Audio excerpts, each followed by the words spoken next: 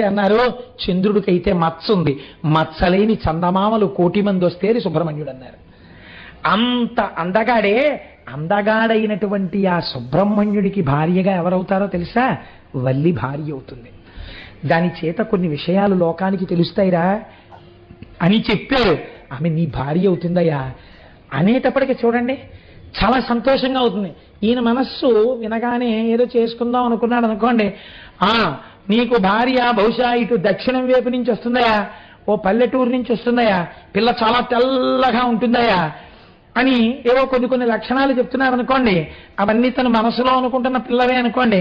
మనకు ఆ అమ్మాయితో పెళ్లి అయిపోతుంది అనుకున్న పెళ్లి కొడుకు ఎంత ఆనందపడిపోతాడో అలా సుబ్రహ్మణ్యుడు ఆనందపడిపోయాడు. చిత్రం ఏమిటో తెలుసా అండి, ఆయన్ని ఆ భిల్లపురానికి వెళ్ళిపోయి ఆ వల్లీదేవి యొక్క సౌందర్యాన్ని చూడడం కోసమని ఆవిడ ఎలాగో మంచి దగ్గరికి పొలం